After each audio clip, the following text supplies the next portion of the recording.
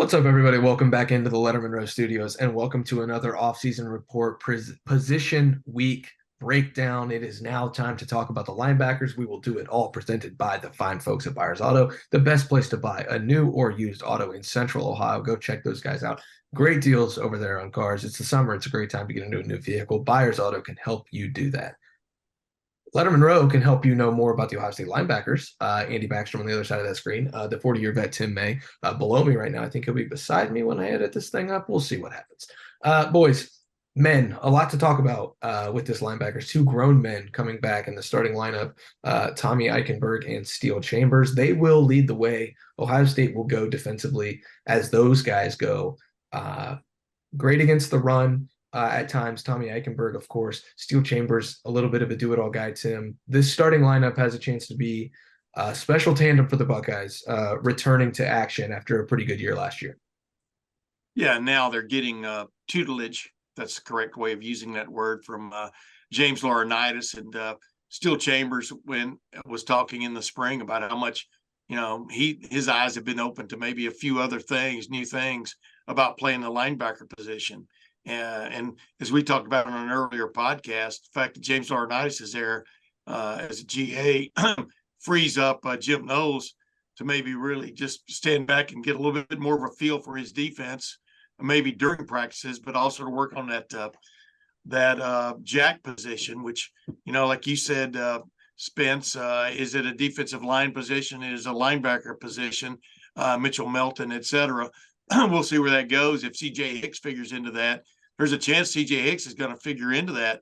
I know we're not getting into the depth yet about it, but I'm really curious to see how things are going to shake out as this season goes, especially at the will position, where, you can play these guys either place, but where CJ Hicks might actually be competing with Steele Chambers as the year goes on if CJ Hicks continues his progress. But yeah, it has to make you feel really good as any kind of coordinator or as the head coach, Ryan Day, to know that your top two linebackers, actually your top three linebackers are back from last year. That includes Cody Simon.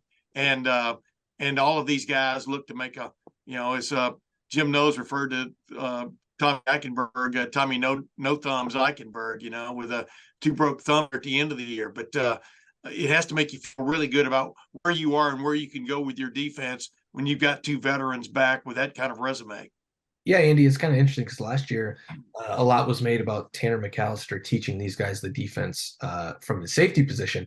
Now you don't really need to teach these guys the defense. It's already installed. It's been installed for a year. And now you've got Tommy Eichenberg to kind of lead the defense and be that guy who knows everything to do with all of the spots and be that kind of coach on the field. I think that's probably the biggest advantage for this unit is just not only having Steele Chambers back, getting his athleticism to return for another year, but Tommy Eichenberg to be that captain of this defense, to be that guy you can always lean on, to be the dependable guy who I can only think of one or two missed tackles from the entire year last year. He's as dependable as they come, and that doesn't just mean once the ball snapped. He's the leader out there, and I think that when he signified and I guess announced, didn't really do an announcement that he was returning, I think that was the biggest boost for this unit, so far this offseason.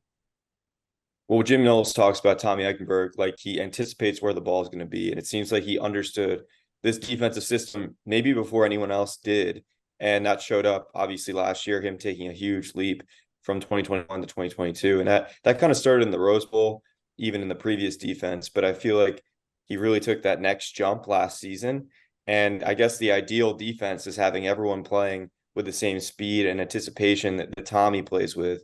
And I'm really interested to see if Steele Chambers can take that next step because we saw flashes last year of someone who could be potentially an NFL linebacker. And he's obviously coming back for another year to work at the position. I know he had played it in high school, but this is really just his third year in college playing at the linebacker position. And he actually had a great game against Georgia. It kind of flies under the radar because obviously Ohio State lost and the defense collapsed in the final quarter. But he had half a sack. He had an interception as well. I think he had 8 tackles or 9 tackles in that game. And he's someone that really could take that next step, even maybe a jump that Tommy Eichenberg made last year. Yeah, and Tim, it's interesting because Here we are at the beginning of this video talking all about Steel Chambers and Tommy Eichenberg. Neither of those guys were on the field for the Buckeyes in April. Steele was on the field in March and then sat out most of April. Tommy wasn't in there for the entire spring. It gave Cody Simon a chance to be the leader of the unit. It gave CJ Hicks and Gabe Powers more reps. It gave Reed Carrico a chance to show that maybe he deserves to be in that rotation. And so, this unit, sometimes it's a bad thing when you get your starters returning because they take up all of those first team reps. But Hicks and Powers and Simon especially got so many reps in spring ball that you kind of feel like now you've got a really deep unit here. Not that you want Steel Chambers and Tommy Eichenberg off the field, but if they need to come off the field or something happens, you've got guys that can come in and really make an impact on this unit and not really miss a beat as a defense.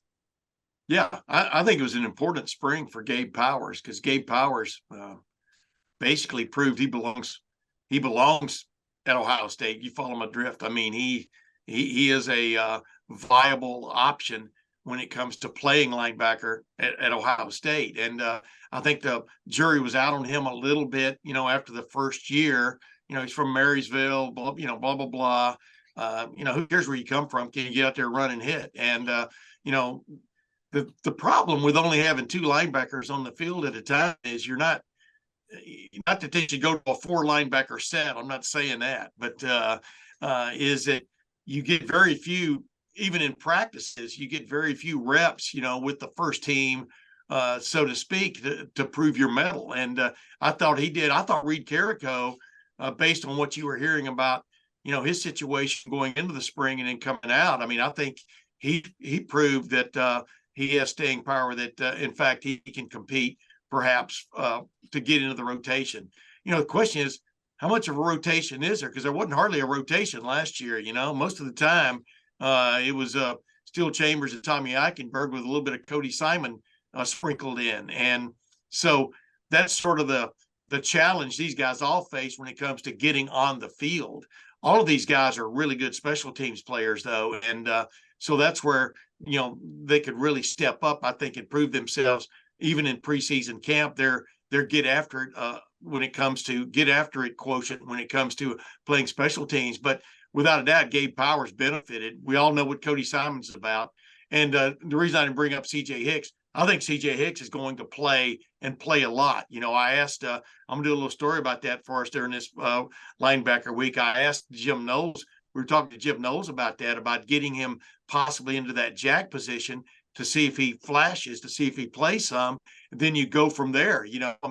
How much time do you take from an established starter by trying to prove a young man, in big games? Well, you get what you're worth, you get what you've proven you're worth. And if he flashes like he did in the spring, he's going to get more and more opportunities, I think, perhaps in that first team unit, which could be interesting because I really think he is a guy to keep your eye on this season, is making a huge jump. Yeah. And you said it best there, a guy who could make a huge jump.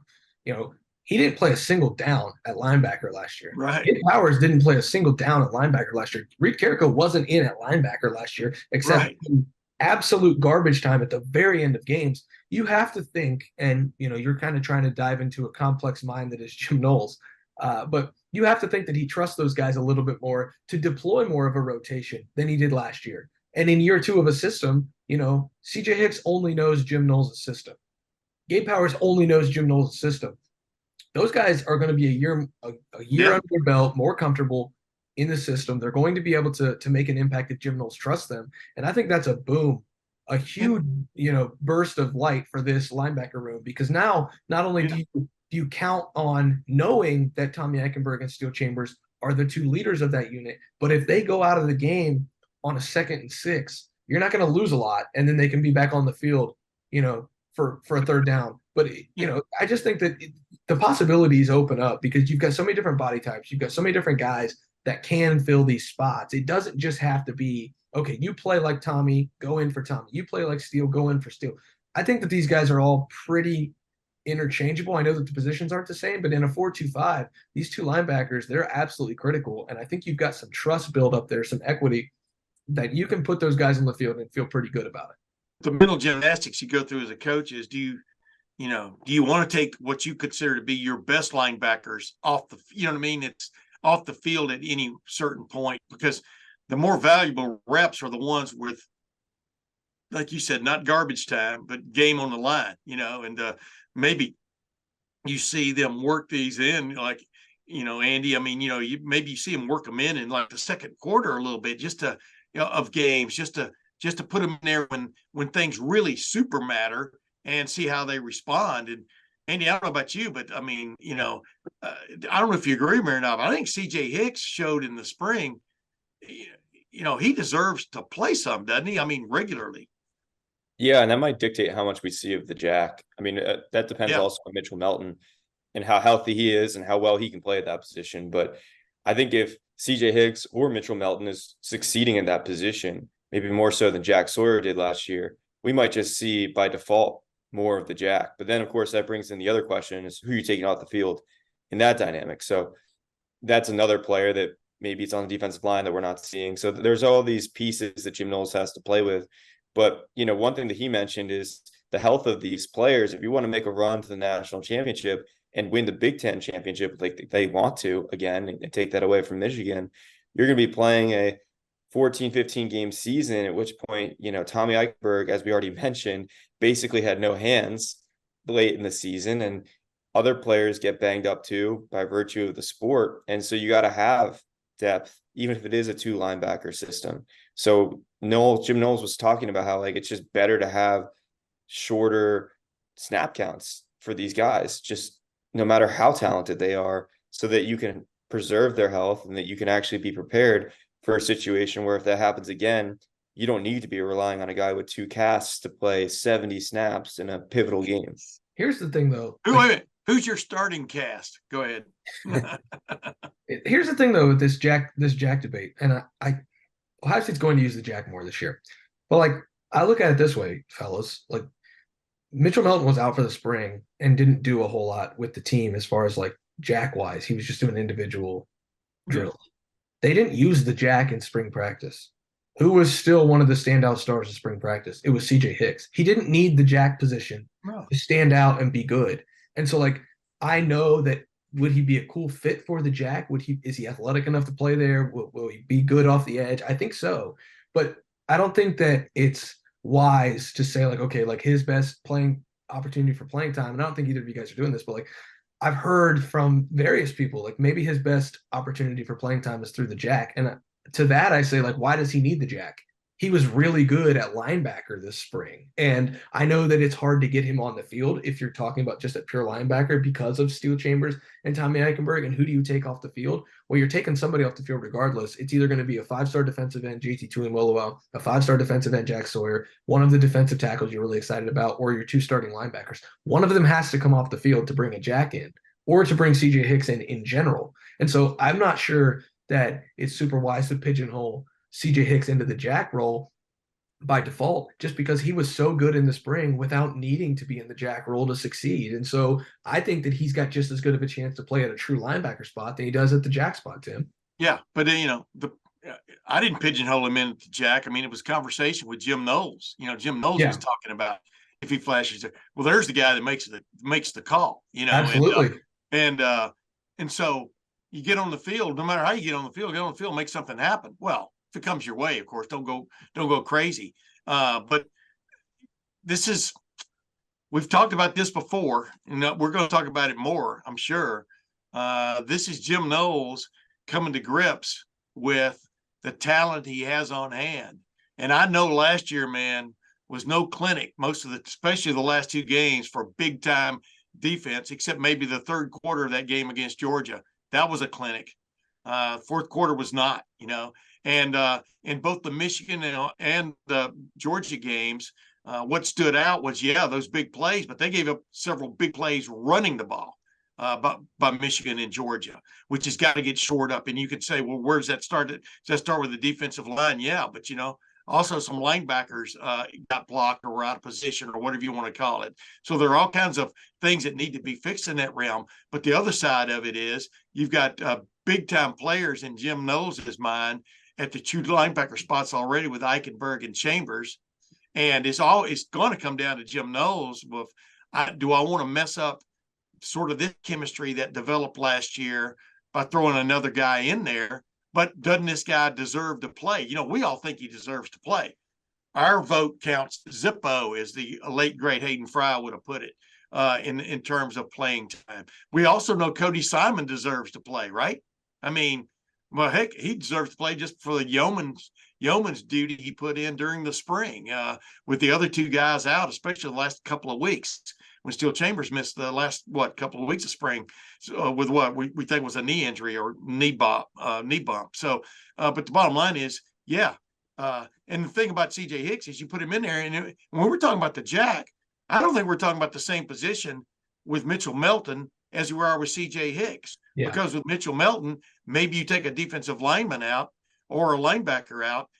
Maybe with CJ Hicks, you take a linebacker out or a safety out, So this thing is evolving. And like we've talked about many times, Spence, and you remember this, and Andy, it was a Johnny come lately, this discussion way back in the regular season. Jim Knowles has a lot more talent at his fingertips than he did at Oklahoma State. This 4-2-5 is evolving. His version of it is evolving. I bet even right now, this moment, he's thinking about it. How do I get guys on the field? You can stir things up from a lineup standpoint, or keeping a defense guessing just by who you have on the field and still lining up pretty much the same way. So I'm sure he's thinking about all those things as we speak. I hope he's having a vacation a little bit, though. Andy? Yeah, I mean, it's a big question. Like, do we see more of a 3 linebacker set in certain games? And sometimes players are going to be acting as linebackers. Sonny Styles, if he's getting in, we've already seen in spring him be lurking along the line of scrimmage, essentially acting as an extra linebacker, as a run defender. Right. So that's not even really a safety at that point. So there are players that could be on this fringe role of, safety linebacker, defensive lineman linebacker. I think it's going to be a little bit less black and white than it was last year, where it was really just, okay, there's Tommy and then there's Steele, and those are the 2 linebackers, and it's 4-2-5.